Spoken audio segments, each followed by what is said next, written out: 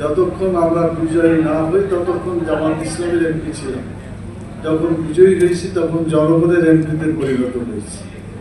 এই জন্য গোটা চাঁপাইনবাবগঞ্জের সকল জনগণের কল্যাণ, তাদের সকলের প্রতি ইনসাফ, সকলকে সাথে নিয়ে চাঁপাইনবাবগঞ্জকে গড়ে তোলার মহান লক্ষ্য নিয়ে যে চাঁপাইনবাবগঞ্জ ফোরাম কাজ করছে। আমি দোয়া করি আল্লাহ তাআলা ফোরামকে আরো শক্তিশালী করুন, বিশেষ করে ইসলামকে বিজয়ী করার জন্য এই ফোরাম যাতে কাজে লাগে এবং আগামী দিনে স্থানীয় নির্বাচন সহ সকল প্রকার নির্বাচনে যাতে চাঁপাইনবাবগঞ্জ বিজয়ী লাভ করতে পারে, আল্লাহ সে তৌফিক দান করুন।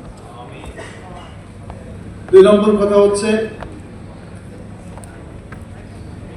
জাতীয় সংসদ নির্বাচন অনুষ্ঠিত হয়েছিল দুটা আমরা নির্বাচন করেছিলাম, একটা হলো এমপি নির্বাচন আর একটা ছিল গণভোটের নির্বাচন। জানেন তো জাতীয় সংসদে যারা নির্বাচিত হয়েছেন তাদের সকলের উচিত ছিল সকলেই এমপি হিসাবে নির্বাচিত হওয়ার পরে শপথ নিয়েছে। কিন্তু গণভোট যেটা হয়েছিল, যেখানে প্রায় 4.5 কোটি মানুষ ভোট দিয়েছে হা ভোটে, প্র্যাকটিক্যালি হা মানে জামাত ইসলাম, হা মানে 11 দলের চেতনা, আর না এই শব্দটা ছিল জাতীয়তাবাদী দলের সরকারি দল। কিন্তু আমরা দেখছি যে ব্যাপক ভোটে হা বিজয়ী হয়েছে। আমরা বলতে পারি 11 দল ব্যাপকভাবে বিজয় লাভ করেছে। ইঞ্জিনিয়ারিং করে যে কাজগুলো করা হয়েছে সময় বলে দিবে কিভাবে এই নির্বাচনের রেজাল্টকে ছিনতাই করা হয়েছে সেটা সবাই।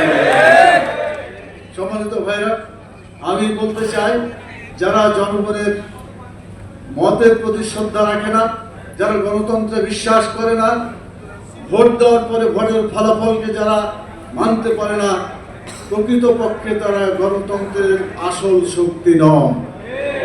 তারা নামে গণতান্ত্রিক দল হতে পারে, কিন্তু সত্যিকার ভাবে জনগণের কল্যাণকামী সরকার বলে মনে হয় না।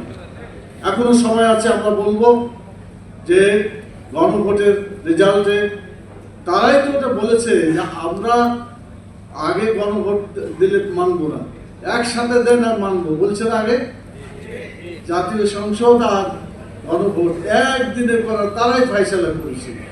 আর এই যে জুলাই চেতনা, যেটা আমরা বিপ্লব 24-এর 5 আগস্টে করলাম, এই জুলাই বিপ্লবের স্বাক্ষরে তারা সবাই সই করেছে, কিন্তু সই করার পরে আবার নিজের প্রস্তাবিত দিনে ভোট হওয়ার পরে সেই ভোটের রেজাল্টকে যারা মেনে নিতে পারে না, তারা জনগণের কল্যাণকামী শক্তি হতে পারে না।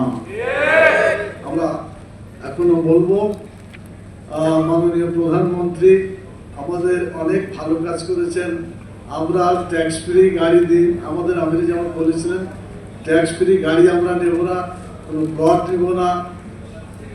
প্রধানমন্ত্রীও ওইটাকে অনুকরণ করে আলহামদুলিল্লাহ একই কাজ করেছে, আলহামদুলিল্লাহ তাদেরকে ধন্যবাদ। আরো কাজ করেছে, যেগুলো ভালো কাজ আমরা সমর্থন করব, খারাপ কাজে সমর্থন করব না।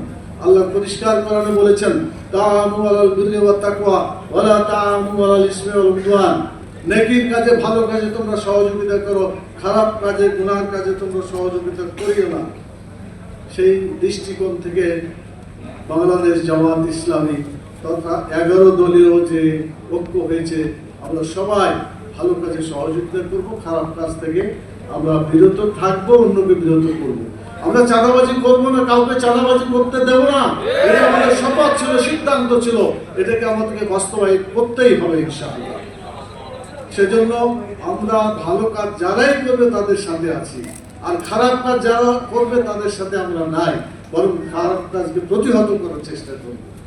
যারা ফ্যাসিস্ট সরকারের বিরুদ্ধে আন্দোলন করার পরে অনেক রক্ত গিয়েছে দেশের যুব শক্তির, অনেক ছাত্রের, সেই জুলাই চেতনা যারা ধারণ করে, আবার বলে যে আমরা লড়াইও করি না, একবার বলে যে আমরা শরীয়তের আইন আমরা মানি না, নির্বাচনের আগে বলবো যে শরীয়তের আইনের বিরুদ্ধে আমাদের কোনো আইন পাস হবে না। তার মানে তারা উভয় জায়গায় আছে। আমরা বলতে চাই, এক জায়গায় আসেন, হয় ইসলামের পক্ষে চলে আসেন, আর নয় ইসলামের বিরোধিতা করেন, মাঝামাঝি কোনো অবস্থান ইসলাম পছন্দ করে না। সেজন্য সবাইকে উদাত্ত আহ্বান জানাচ্ছি, রমজান মাসের শিক্ষাতে আসুন। আমরা আল্লাহ যে হুকুম করেছেন সেই হুকুমের বাইরে আমরা যাবো না। এটার নাম হচ্ছে রমজান, রোজার শিক্ষা।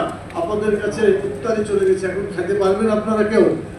যতক্ষণ সূর্য না ডুববে ততক্ষণ খাবেন না, মানে আল্লাহর হুকুম আপনি লঙ্ঘন করছেন না।